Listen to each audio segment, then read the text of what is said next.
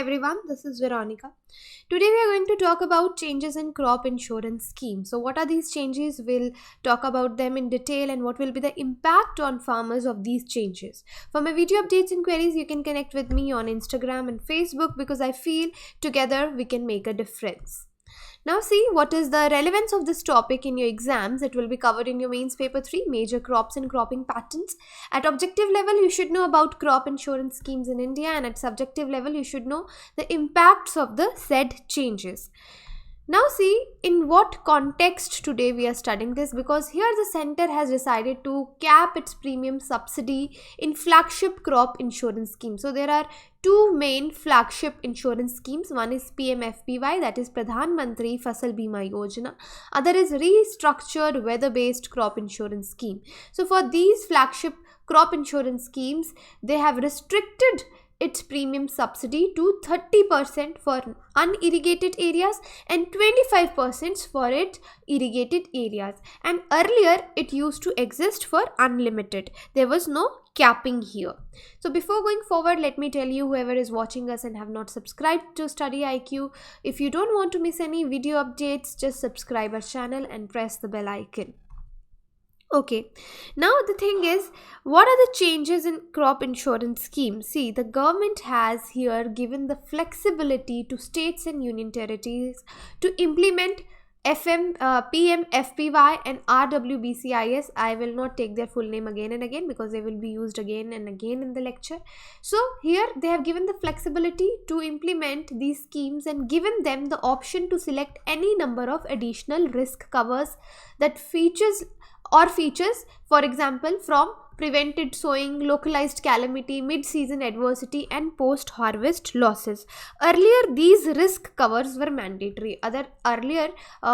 Before the capping thing, these risk covers were mandatorily given to the people. But now the state can choose from this what risk cover they want to give to the farmers.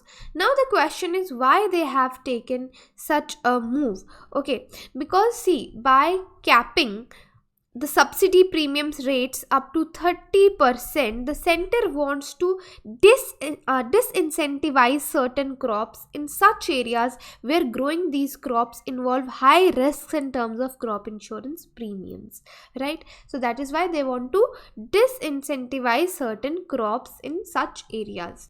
Now the question is, what were these schemes? See, at present under these PMFBY and RWBCIS, farmers pay a premium of 2% to the sum of insured for all food grains.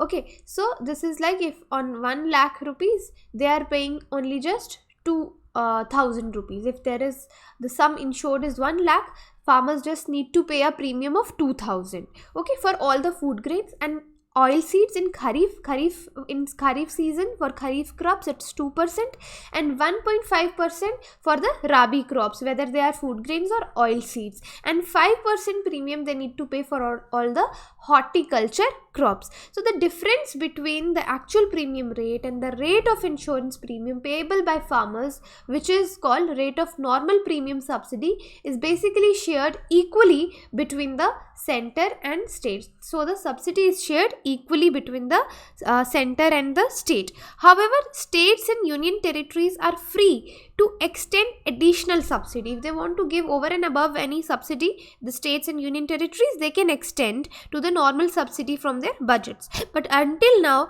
there was no upper limit for the central subsidy, and the cabinet decided to cap the center's premium subsidy under these schemes for premium rates up to 30% for unirrigated area crops and 25% for the irrigated area crops.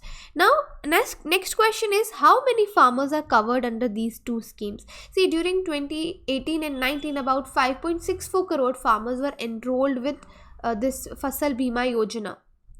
Right, so here you can see the data of 2018 where 5.64 crore farmers were enrolled and insured sum of 2,35,277 crore was insured and 30% of gross crop was insured. Now when the government approved this particular yojana 4 years ago, it was described that it is a path breaking scheme for farmers welfare, under which there was no upper limit to the government on the government subsidy. Now even if balance premium was 90%, it was to be borne by the government. Now while this Pradhan Mantri Fasal Bima Yojana is based on yield, RWBCIS is based on proxies, and farmers are provided insurance protection against adverse weather conditions such as if they had excess rainfall, wind and temperature. So the number of insured farmers under RWBCIS is relatively very low. So what is the impact of such a move? See, this change will have two main implications. First, it may bring down the rates of overall premium, as the state governments now will not be required to invite bids factoring these risks. And secondly, it will make these schemes less attractive for the farmers. However, the states and union territories can offer specific single peril risk insurance covers like hailstorm etc. under Pradhan Mantri Fasal Bima Yojana. So who will have this burden of premium? So let's talk about the burden here. The burden is shifting. So we will talk about first interpretation of this change here. One interpretation of this decision is that the burden of premium subsidy will go up for the states. Right, I will explain you how. So just try to understand here. So this is the old regime. In the old regime, what used to happen that for a kharif crop, if it was insured for 1 lakh, just say it was insured for 1 lakh rupees, the rate of actuarial premium was 40%. So actual premium is 40%. Then the premium paid by the farmer is 2%. So for 2%, farmer has to give 2000 rupees, and the remaining premium was shared by center and the state. That means equally 19% they would share. It will be shared between the state and the center. Now you understand, old regime, I told you 2% is the premium, rest will be shared by the center and state. So according to 2%, 2000 only farmer has to give, and then 19%, that is 19,000 will be borne by the center and the state. This was the old regime. Now let's have a look at the new regime. So for the new regime, for the same sum insured, same sum is like 1 lakh. Okay, for same sum insured, the same rate of premium, that is 40%, the center will give subsidy premium rates up to 30%. So center just said we are capping the subsidy at 30%. So what does this mean? This means that for the kharif season of 2020, the center will have to pay premium at a rate of 14%. Earlier it was 19% out of 30%, right? The farmer's share, because 30% is the subsidy, 2% is the farmer's share, and the center's share is center and state will share 14%, that is totally 28%, because 2% will be given by the farmer here. So they have reduced their burden, but here the state has to bear the entire burden of the premium subsidy in cases where the rate of premium goes beyond the threshold of 30%. Then who will bear the all the burden will be bared by the state, because center has said that they are only contributing for 30%. In 30%, that too they are contributing 14%. So if the rate of premium goes beyond that, state has to bear the burden. So this is the one interpretation here. Now another interpretation from this changes in crop insurance could be that the center may stop supporting insurance of certain crops in certain areas where the rate of premium is more than 30%. So here the Department of Agriculture, Cooperation and Farmers Welfare consultation, they will consult with the stakeholders. These alternate risk mitigation programs will be discussed, like if we are stopping the subsidy, what can be done, it will be discussed. So while the average premium rate under Pradhan Mantri Fasal Bima Yojana and the another RWBCIS at the national level was 12.32%, This is data is for 2018-19. So for some crops in certain districts, the rate of premium has been higher than 30% in recent years. I'll give you an example. For instance, the rate of premium for Kharif groundnut, okay, has reached to 49% in Rajkot. Rajkot is in Gujarat, right? 49%. And if you look at the Rabi crop, that is paddy in Tamil Nadu, Ramnathampuram, okay, Tamil Nadu, it went to 42%. Of Kharif, it was 49, one of the project. Otherwise, on an average, it is 12.32%. So, what will be the impact on states? The states are already defaulting, the farmers have still not received the money. The states are already defaulting on their share, and the center's new cap will put an additional financial burden on the states.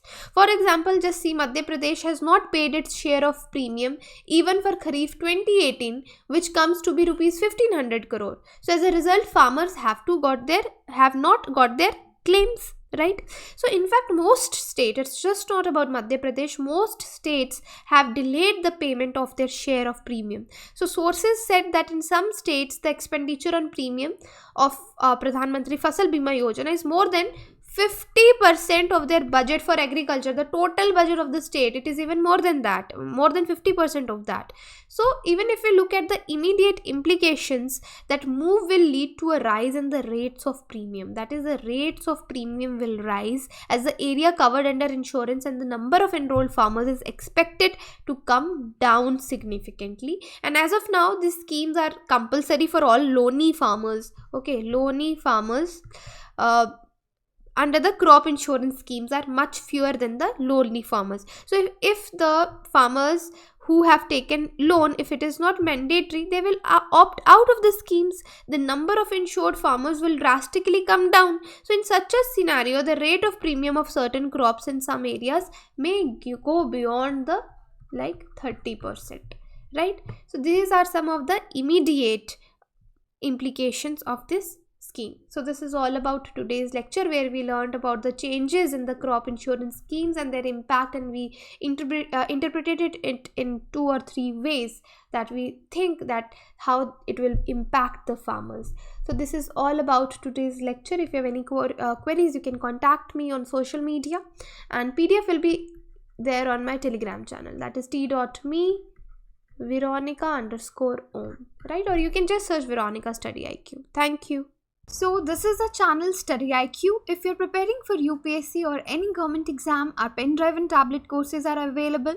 If you're preparing for UPSC CSE 2020, our pen drive course is available, where you can find 100% coverage of UPSC vast syllabus. Daily current affair updates will be available. Self-paced learning process is provided.